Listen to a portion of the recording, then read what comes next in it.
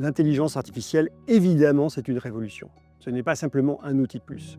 C'est une révolution comme l'arrivée de l'énergie fossile et de la machine à vapeur a été une révolution. Qu'est-ce qui s'est passé il y a à peu près 150 ans, lors de la révolution industrielle? Eh bien, il y a eu plusieurs transformations qui se sont faites et qui, à mon avis, préfigurent la façon dont le marché du travail va être affecté par l'intelligence artificielle. Premièrement, il y a toute une série de jobs qui ont disparu ou qui se sont fortement transformés. On pense évidemment à l'agriculture, c'est évidemment la première cible. Ce qui est intéressant avec l'intelligence artificielle, c'est que contrairement à ce qui se passait avant, ce ne sont pas les professions les moins qualifiées qui vont être atteintes, mais c'est au contraire les professions les plus qualifiées. On pense à la finance, on pense au marketing, on pense aux journalistes, on pense aux experts comptables, et ces métiers-là, très probablement, vont assez fortement se contracter. Il y aura donc deux types de compétences fondamentales pour rester dans la course. Premièrement, être capable d'interagir efficacement avec l'IA, qui sera un outil du quotidien, à l'évidence. Deuxièmement, développer la dimension humaine de votre intelligence. Car on ne va pas voir un médecin parce qu'il est expert simplement. On va voir un médecin parce qu'on a confiance dans son médecin. Ceux qui seront les bons médecins demain ne seront pas forcément ceux qui sauront porter le meilleur diagnostic parce que l'IA s'en chargera, mais ceux qui sauront avoir une conversation qui permettra aux patients de se sentir en confiance et à l'aise. Et ça, c'est la même chose avec les consultants, c'est la même chose avec dans le domaine de la finance. Après, il y a une deuxième catégorie de travail, de jobs, qui, eux, sont liés à la révolution.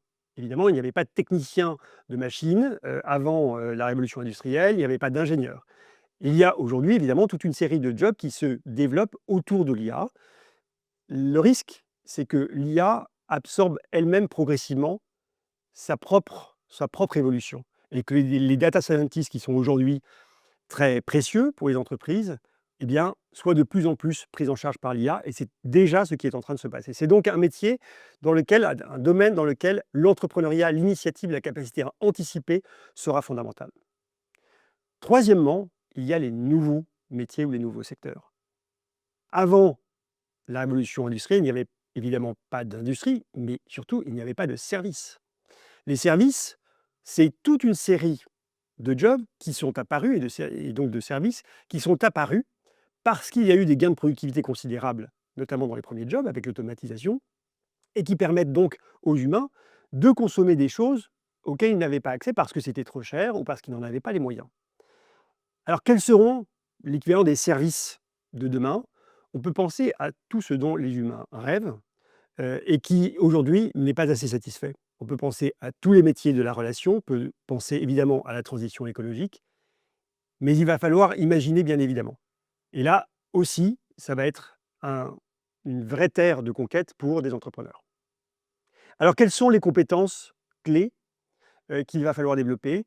Eh bien, ce n'est pas simplement la compétence cognitive, parce que comme on l'a vu avec les experts seront de plus en plus concurrencés avec l'IA. Donc cette intelligence cognitive qui est celle du raisonnement, de l'excellence scolaire et de la connaissance, va avoir son importance relativement diminuée. Elle sera toujours importante, mais elle diminuera.